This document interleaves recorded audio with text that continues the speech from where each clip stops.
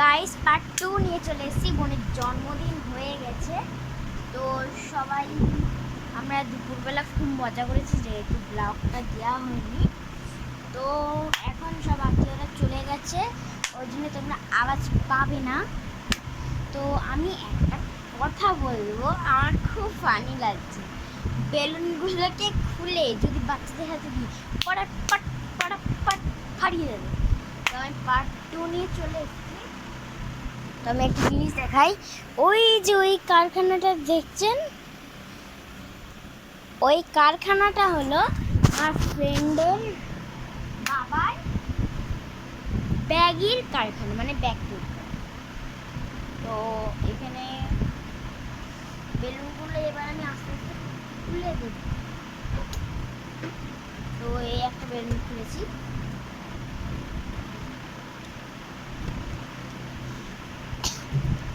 এই দেখুন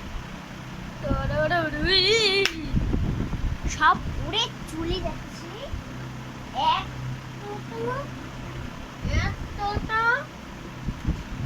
এতটা হাওয়া দিচ্ছে আর এত স্মুথ এগুলো দেখুন।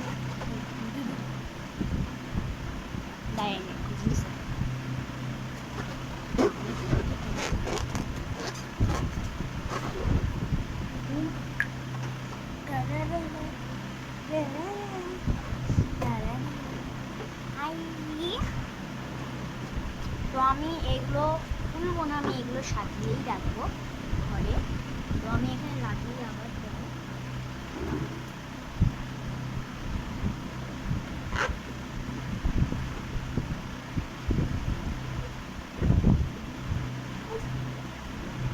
তো দিনের বেলা জন্মদিনটা আমরা ভেবেছিলাম সন্ধ্যেবেলা দিয়ে জন্মদিনটা করবো, ভাবলাম দিনের বেলায় করে নিই। তোমরা যেহেতু অনেক লেট করেছো, কখন পার্ট 2 নিয়ে আসবো, পার্ট 2 নিয়ে আসবো। তো এখন আমি পার্ট 2 নিয়ে চলে এসেছি। আমি এখন বেলুনটা ভালো করে স্মুথ করে বেঁধে দিচ্ছি, যাতে কোনো চান্সভাবেই না করবে। আমি এখানে একটুখানি বেঁধে দেবো।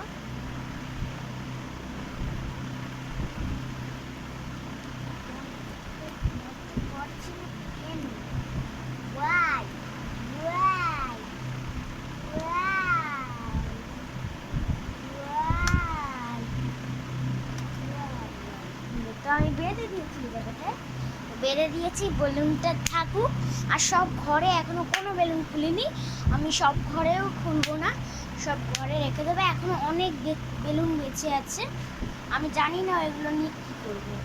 তো আমি এখন ব্লগটা কন্টিনিউ করব এন্ড দিয়ে। সো আমি আল্লাহর কাছে দোয়া করি যেন তোমাদের বোনরা ভাইরা সব জন্মদিনরা যেন ভালোভাবে পালন করতে পারে। আর আমি আল্লাহর কাছে এটাও বলতে চাই যে সব মানুষ যেন ভালোভাবে সুস্থভাবে থাকে। গুড হাফেজ। আর তোমাদের সবাইকে বলছি, আমার বোনকে হ্যাপি বার্থডে বলে দিয়ে সোহানাকে। বাই বাই, আল্লাহ হাফেজ। কালকে আবার ব্লগ নিয়ে আসছি। বাই।